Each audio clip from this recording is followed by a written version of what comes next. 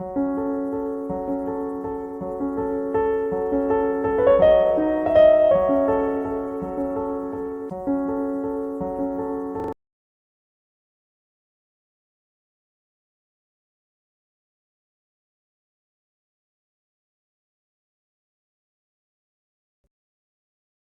may already have some experience using charts to visualize data in Excel.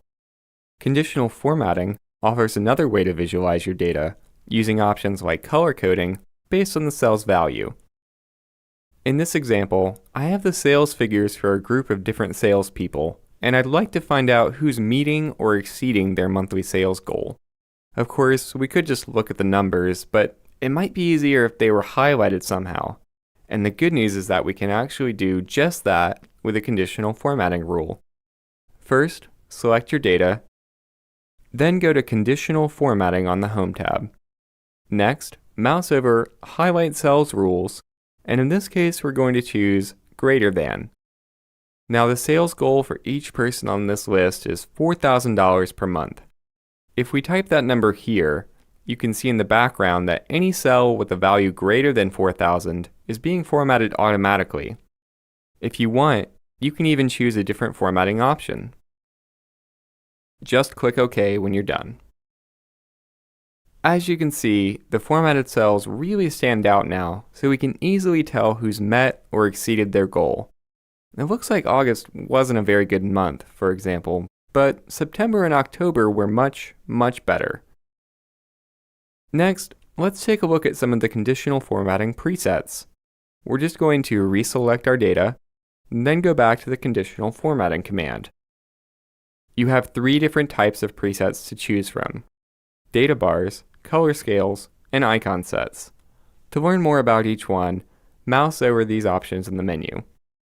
Data bars are kind of like bar graphs. The higher the value, the longer the bar in the cell. Color scales, on the other hand, will change the background color based on the cell's value.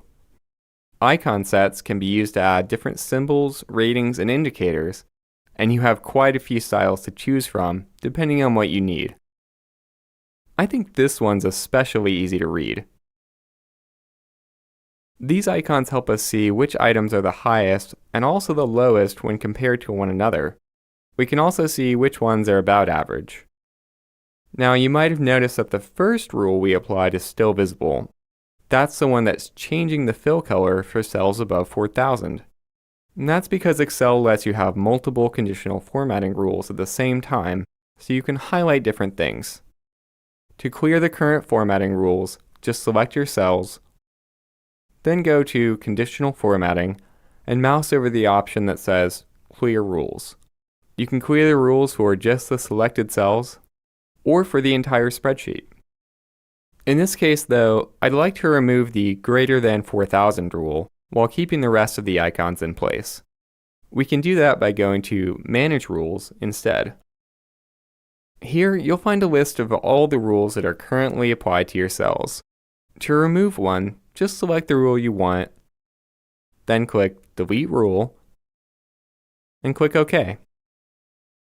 Conditional formatting is a great tool for visualizing your worksheet. So practice using some of these rules on your own and try combining them to see what they can tell you about your data.